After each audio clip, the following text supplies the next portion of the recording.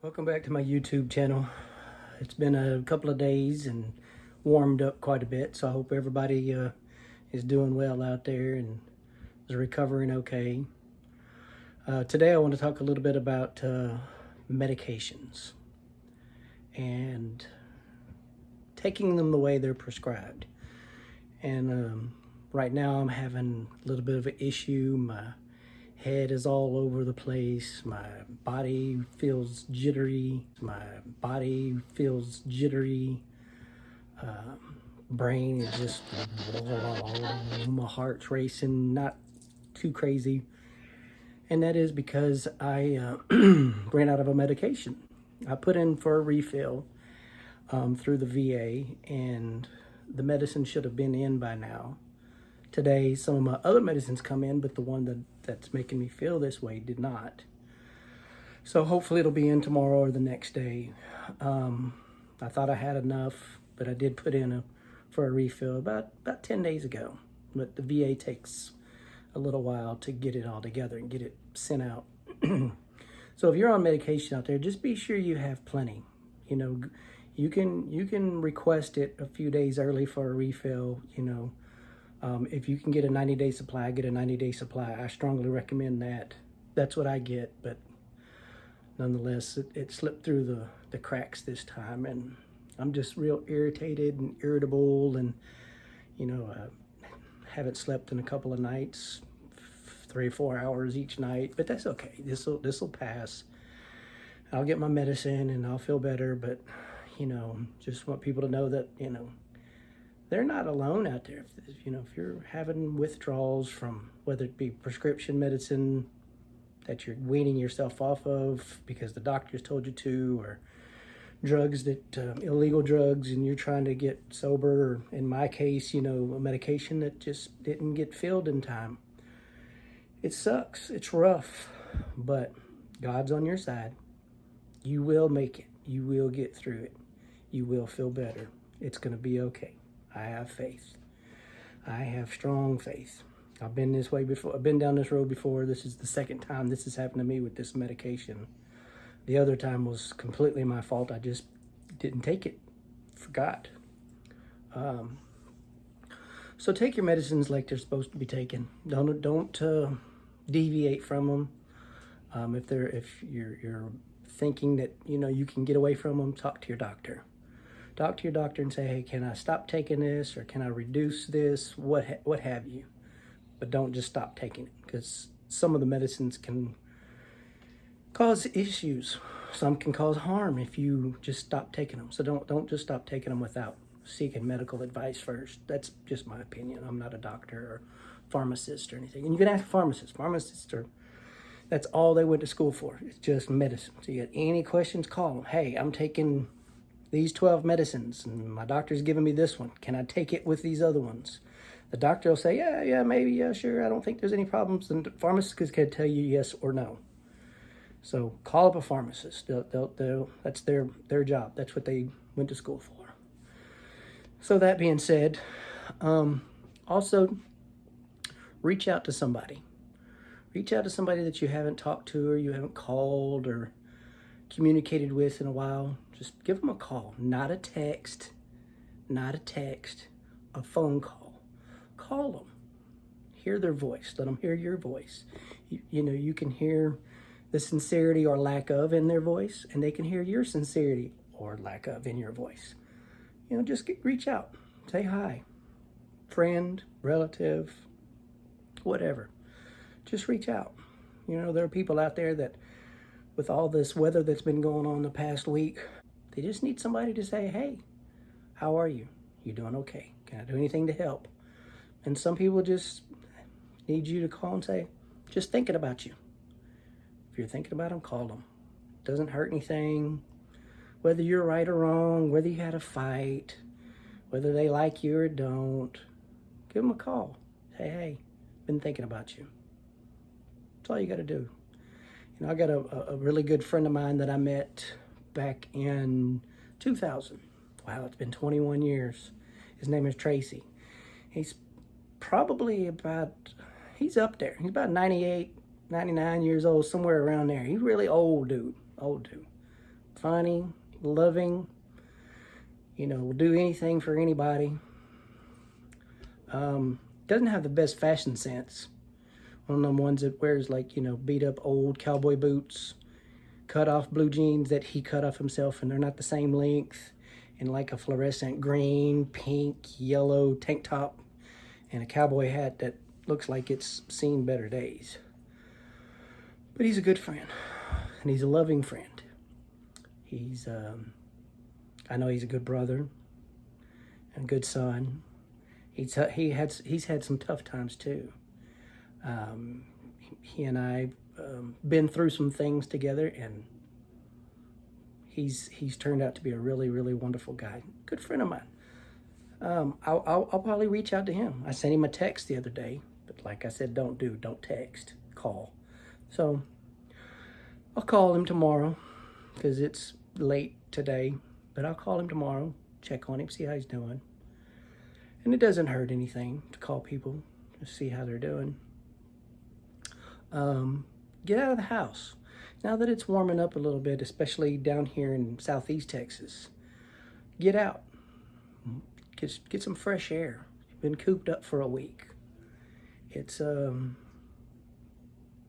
quite aggravating. Cabin fever will set in really quickly. Between my medicine and me just being cooped up the past few days, I had to get out. So I went out and just drove around and enjoyed being out of the house. So, my life has been ups and downs and good and bads, but it's okay. Everything's gonna be all right. One way or the other, Bob Marley said it. Everything's gonna be all right. It will be.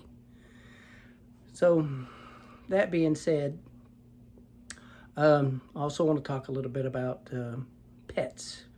If you have pets, they can annoy the hell out of you sometimes. I know. I have a few of them. I have 6 dogs, 7. One's on vacation. But I have 6 dogs that are currently with me right now. And I have one who's the youngest, the baby, yet the biggest, 75-pound chocolate lab. That's just a knucklehead. Hard-headed. Constantly digging, constantly trying to get out, trying to get under the house. Then you jump all over her ass and scold her, that's bad, you're not supposed to do that. Don't go do this, don't do that. And then she looks up at you like, I'm sorry, Daddy. And then she climbs up in the couch next to you and lays her head on your chest and just looks up at you and just kind of closes her eyes and looks all sweet. But bitch, that don't work all the time. I'm lying. It works almost every damn time. With any of my dogs, for that matter. Got another one, Maddie. Maddie will look at you and give you those what people say puppy dog eyes. She will give you that look that'll make you feel guilty and you ain't done nothing wrong. She just has that look. She can look up at you like, why did you beat me, and am I ever gonna eat again? And all you did was tell her it's time to go outside. I mean, she's got it down. She's got it down. So, take care of your animals. Be good to them. Some people look at pets as just animals, but I don't. And I don't think you should either. Because animals breathe. They rely on food and water just like we do. They have hearts. They have, feelings. You can look at their faces when you scald them or when you catch them doing something and what did you do? And, the look on their face, they'll tell you. They have feelings too. So, pay attention to them. They can teach you a lot too. That's one of the good things I like about, dogs especially. Well, dogs only. Is no matter, I can be outside screaming, yelling at all of them. Get in the house. Y'all aren't listening to anything I'm saying. You're all gonna die. Nobody's getting any food today. And get inside it and they will all come up to me and kiss me like that never even existed. Never existed. They'll love you no matter what kind of day you're having. Even if they've had a shitty day. You come up to them and say, give me some kisses, and they'll just attack your face. No matter what kind of day they've had or you've had. And if you've had a really bad, down, lonely day, it's weird because they'll crawl right up in your lap, lay their head down in your lap, and just look up at you and just sit there. They won't move. They won't paw at you. They won't do any of those things. They'll just sit there. And another thing, I got a weenie dog. And let me tell you something about this weenie dog. Let me build you a clock to tell you the time.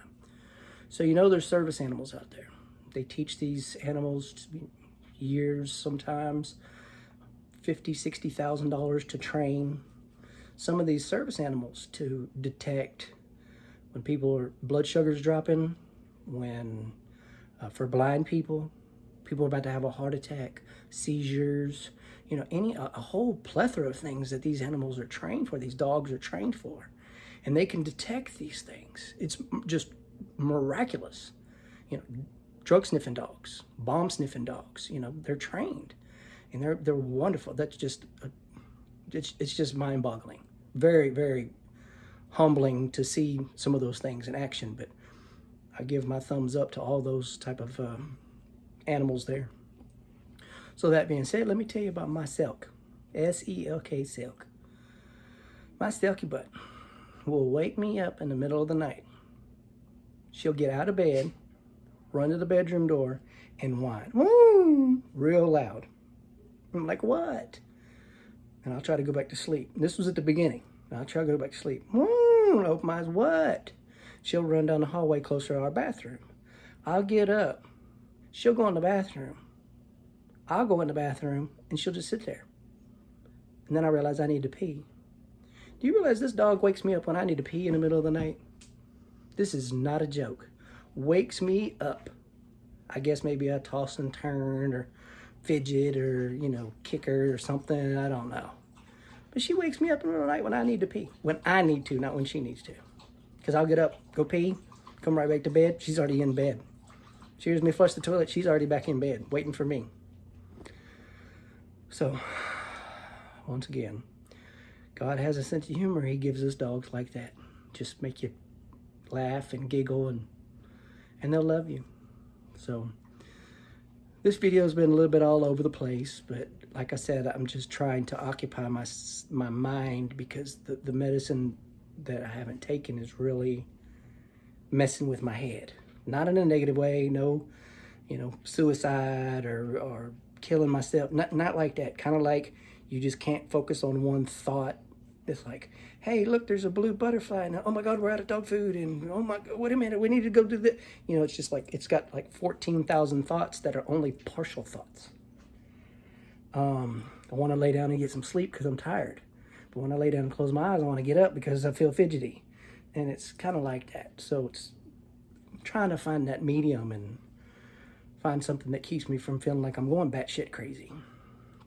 So if you've ever had anything like this happen to you, comment down below. Let me know. I'm interested in what other people have to say and how it's gone for them. If you've liked this video, just hit the like button down at the bottom. I appreciate it. Subscribe if you're not subscribed already. Thank you to all my subscribers. Leave a comment. You know, dingle that little bell down there, and you know it'll notify you every time my retarded butt's on the TV or on the YouTube. And once again, I thank everybody for taking the time out to watch me. I know my eyes feel like I'm kind of squinted and all that. No, I haven't smoked anything I'm not supposed to smoke. It's just part of the medicine that's missing. So that being said, y'all be safe. Have a good evening. I love everybody.